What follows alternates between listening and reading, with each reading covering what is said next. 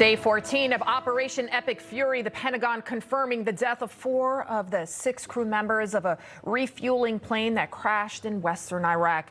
Meanwhile, U.S. Central Command reporting striking 6,000 targets in Iran as the new supreme leader vows to keep the Strait of Hormuz closed. U.S. Defense Secretary Pete Hegseth saying just a short time ago that Iran's new supreme leader is, quote, wounded and likely disfigured. Joining us now, senior correspondent John Huddy, who's live for us on the ground in Tel Aviv with the very latest. John. No, well, actually, this morning we're in northern Israel. We're in the village, Bedouin village of Beit Zarzir, and this is where there was a direct Iranian ballistic missile strike right around 3 o'clock this morning. I want to show you, this is the crater that missile left behind, and it basically leveled all the trees around it. I don't know if we could show some of that.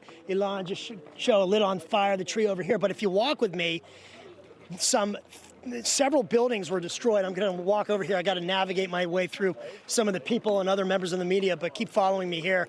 2 homes were destroyed.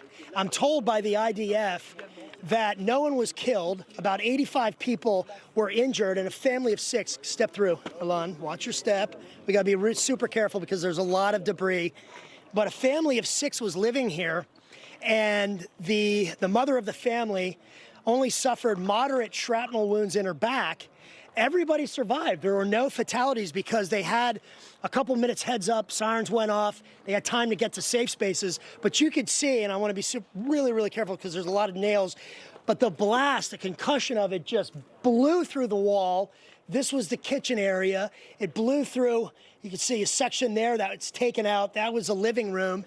And then as we kind of walk back over here, watch, I want you to be very careful, Elon. We'll try to make our way over to the bedroom. But I'm told that this family was okay. Also, family inside a neighboring building. About 85 people were hurt. Some 300 buildings were impacted.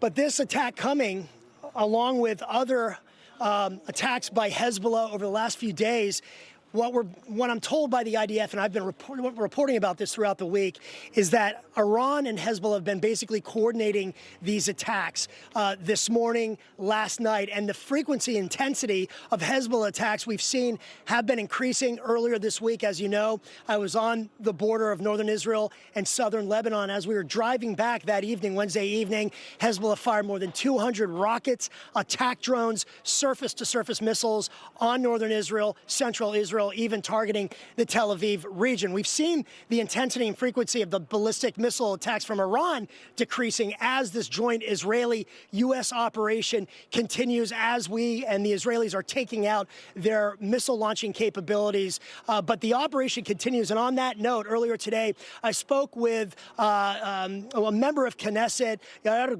Golan. He is a opposition party member of Knesset, an MK, as they said. And we talked about the joint operation and the intensity of the attack on the ground here. Here's in part what he told me. Listen. Look, the military activity is quite impressive and formidable.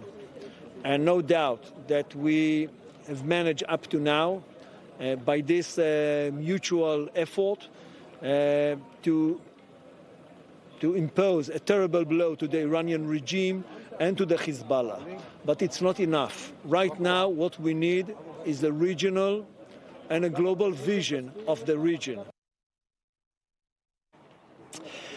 And I tell you, since I've been on the ground here today, we've seen and heard Israeli fighter jets overhead basically patrolling the northern border with Lebanon. This is the IDF has called up reinforcements to the north to protect the communities in the north, as Hezbollah, I'm told by the IDF, is trying to, watch the rebar, is trying to reestablish positions in southern Lebanon to try to continue attacking northern Israel. IDF officials have told me that there are the 2 main campaigns in this multi-front war that really are operational at the same time. 1, what's happening in Iran, and then 2, the ongoing operation in southern Lebanon, and also continued airstrikes taking out Hezbollah commanders in Beirut, and even as recently as last night, central Beirut, going after those commanders and IRGC unit commanders, Iranian commanders on the ground in Lebanon right now as well. Back to you.